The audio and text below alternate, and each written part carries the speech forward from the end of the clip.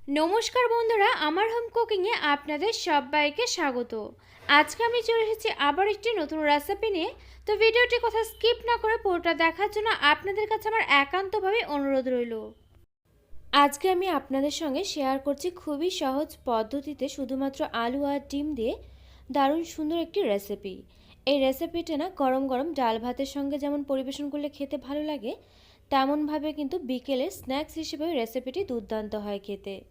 আপনারা চাইলে কিন্তু বাড়িতে কোনো গেস্ট এলেও ঝটপট করে অল্প সময়ের মধ্যে এই রেসিপিটি এভাবে বানিয়ে টমেটো কেচাপ আর একটু স্যালাডের সঙ্গে পরিবেশন করতে পারেন। দেখবেন দুর্দান্ত হয় কিন্তু খেতে। তো এই রেসিপিটি বানানোর জন্য এখানে দেখুন আমি নিয়েছি প্রথমে দুটো আলুগুলোকে না আমি সেদ্ধ করে খুব ভালোভাবে খোসা ছাড়িয়ে নিয়েছি। এরপর দেখুন এখানে আমি একটি বোল নিয়ে নিয়েছি আর এর মধ্যে নিয়ে নিচ্ছি একটি গ্রেটার। এখন এই গ্রেটারের সাহায্যে আমি আলুগুলোকে খুব ভালোভাবে একটু গ্রেট করে নিচ্ছি। তবে আপনারা চাইলে কিন্তু এই সেদ্ধ করে রাখা আলুগুলোকে ম্যাশার দিয়ে ম্যাশ করেও নিতে পারেন, আবার চাইলে কিন্তু হাত দিয়েও মেখে নিতে পারেন। তবে এভাবে কিন্তু গ্রেটার দিয়ে গ্রেট করে নিলে যেমন তাড়াতাড়ি এই আলুগুলো খুব ভালোভাবে গ্রেট করে নেওয়া যাবে, তেমনভাবে কিন্তু দেখবেন এর মধ্যে কোনো রকম দলা দলা ভাবও থাকবে না। আর এই রেসিপিটির জন্য কিন্তু অবশ্যই করে আলুগুলোকে খুব ভালোভাবে একটু ম্যাশ করে নিতে হবে, যাতে করে এর মধ্যে কোনো রকম দলা দলা ভাব না থাকে।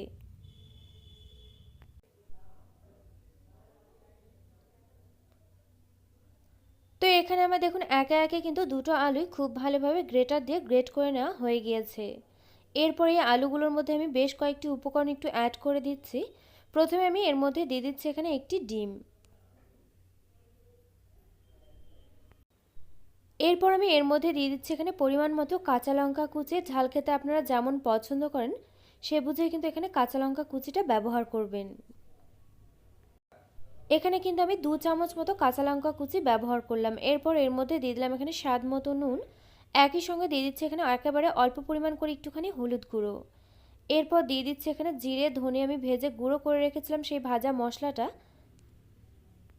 এরপর দিয়ে দিচ্ছি এখানে গরম মশলা গুঁড়ো। আর এখানে দেখুন ভাজা গুঁড়ো মশলা বা গরম মশলা গুঁড়ো এগুলো কিন্তু আমি হাফ চামচের একটু কম পরিমাণ করেই ব্যবহার করেছি। দিয়ে দিয়েছি এখানে অল্প পরিমাণ একটুখানি করে লঙ্কা গুঁড়ো। লঙ্কা গুঁড়োটা কিন্তু খুব বেশি আমি দিইনি, যেহেতু এখানে কাঁচা লঙ্কা ব্যবহার করেছিলাম।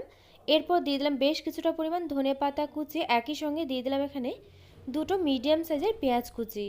ধনেপাতা কুচি আর পেঁয়াজ কুচিটা কিন্তু আমি একটু বেশি পরিমাণ করে দিলাম, এতে করে কিন্তু এগুলো খেতে দারুণ লাগবে। এরপর দেখুন সমস্ত কিছুকে আমি হাত দিয়ে একটু খুব ভালোভাবে মেখে নিচ্ছি। আর এর মধ্যে কিন্তু কোনো রকম জল ব্যবহার করার কোনো প্রয়োজন নেই। এখানে কিন্তু এভাবে মেখে নিতে নিতে দেখবেন আলু পেঁয়াজটা অনেকটাই নরম হয়ে গেছে। যখন আলু আর পেঁয়াজটা খুব ভালোভাবে মেখে নেওয়া হয়ে যাবে, তখন আমি এর মধ্যে অ্যাড করে দিলাম একটি ছোট বাটি মেপে 1 বাটি পরিমাণ কর্নফ্লাওয়ার। আপনাদের কাছে যদি কর্নফ্লাওয়ারটা না থাকে সেক্ষেত্রে কিন্তু আপনারা চাইলে এখানে চালের গুঁড়ো ব্যবহার করতে পারেন। তবে এটা কিন্তু খুব বেশি পরিমাণও ব্যবহার করার কোনো প্রয়োজন নেই। এখানে নিশ্চয়ই আপনারা দেখতেই পেলেন যে বাটিটা মেপে আমি এখানে কর্নফ্লাওয়ারটা ব্যবহার করলাম, সেই বাটিটা কিন্তু একেবারে ছোটো মাপেরই ছিল। তো এখানে দেখুন কর্নফ্লাওয়ারটা দেওয়ার পরেও কিন্তু সমস্ত কিছুর সঙ্গে এটাকে আমি আবারও খুব ভালোভাবে একটু মেখে নিলাম। আর এটা কিন্তু দেখুন ভাজার জন্য আমার একেবারে রেডি হয়ে গিয়েছে এখানে। এরপর দেখুন এদিকে আমি একটি অন্য বোলের মধ্যে দুটো ডিম ভেঙে নিচ্ছি।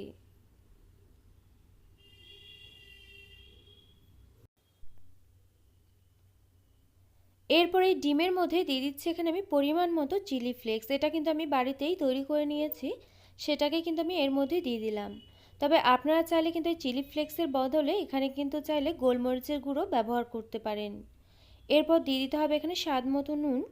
নুন আর চিলি ফ্লেক্সের সঙ্গে ডিমটাকে আমি খুব ভালোভাবে দেখুন এভাবে একটু ফেটিয়ে নিলাম।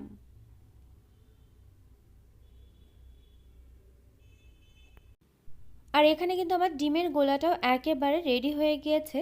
এরপর আমি বড়াগুলোকে ভেজে নেব। এর জন্য দেখুন এখানে একটি প্যানের মধ্যে আমি বসিয়ে দিয়েছি পর্যাপ্ত পরিমাণে সাদা তেল। এরপর দেখুন এর মধ্যে থেকে আমি এভাবে অল্প পরিমাণ করে হাতের মধ্যে নিয়ে প্রথমে একটু গোল করে তারপরে এটাকে চ্যাপ্টা শেপ দিয়ে বানিয়ে নিচ্ছি। আর এগুলো কিন্তু আপনারা যতটা চ্যাপ্টা করে শেপ দিয়ে বানিয়ে নেবেন দেখবেন এই বড়াগুলো কিন্তু ততটা মুচমুচে হবে, ভাজাটাও কিন্তু ভীষণই ভালো হবে। আর এখানে কিন্তু দেখবেন বেশ অনেকগুলো বড়া বা চপ যেটাই বলেন না কেন অনেকগুলো কিন্তু এখানে তৈরি হয়ে যাবে। তো এখানে দেখুন একটি আমি বানিয়ে আপনাদেরকে একটু দেখিয়ে দিলাম। এরপর এটাকে আমি ডিমের গোলার মধ্যে এভাবে কিন্তু একটু চুবিয়ে নিচ্ছি। বেশি সময় কিন্তু ডিমের গোলার মধ্যে রাখা যাবে না, যেহেতু এখানে আলুটা কিন্তু নরম রয়েছে। এভাবে কিন্তু একটুখানি চুবিয়ে নিয়ে এটাকে উঠিয়ে তারপর এই তেলের মধ্যে ছেড়ে দিতে হবে। তো এখানে কিন্তু আমি একই পদ্ধতিতে প্রত্যেকটি বড়াই এভাবে একটু বানিয়ে নিয়ে তারপর ডিমের গোলার মধ্যে দিয়ে একইভাবে কিন্তু প্রত্যেকটিকে দেখুন বানিয়ে নিচ্ছি। আর এই বড়াগুলো কিন্তু একবারে ভেজে নেওয়া যাবে না, বেশ অনেক কয়েকবারই কিন্তু আমার বড়াগুলো ভেজে নিতে হবে, যেহেতু এখানে অনেকগুলোই কিন্তু তৈরি হবে। এখানে দেখুন আমি কয়েকটি কিন্তু দিয়ে দিয়েছি। এরপর আমি উনুনআঁচটা মিডিয়াম টু লো ফ্লেমেতে রেখে প্রথমে একটু সময় নিয়ে একটা পাশ একটু লাল লাল করে ভেজে নিচ্ছি। একটু সময় নিয়ে কিন্তু দেখুন একটা পাশ আমি ভেজে নিয়েছি। এরপর দেখুন একটু উল্টে পাল্টে নিচ্ছি। আর এভাবে কিন্তু আমি বেশ কয়েকবারই একটু উল্টে পাল্টে নিয়ে বড়াগুলো বা চপগুলো বেশ লাল লাল করে কিন্তু একটু ভেজে নেব। আর এগুলো কিন্তু চেষ্টা করবেন একটু সময় নিয়েই ভেজে নেওয়ার, কারণ যতটা সময় নিয়ে কিন্তু এগুলো ভাজা হবে খেতে কিন্তু ততটাই টেস্টি হবে।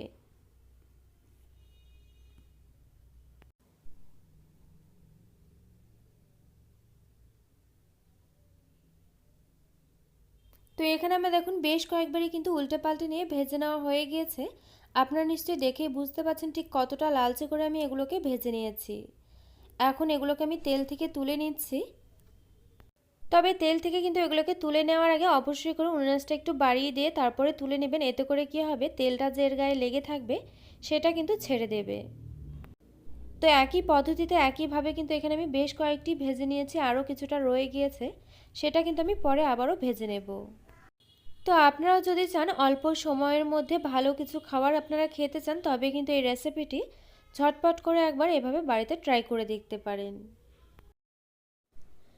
তো আমার এই রেসিপিটি আপনাদের কাছে কেমন লাগলো অবশ্যই একটি লাইক দিয়ে কমেন্ট করে জানাতে কিন্তু ভুলবেন না, কারণ আপনাদের একটি লাইক একটি কমেন্ট কিন্তু আমাকে এরকম নতুন নতুন ভিডিও বানাতে আরও অনেক বেশি উৎসাহিত করবে।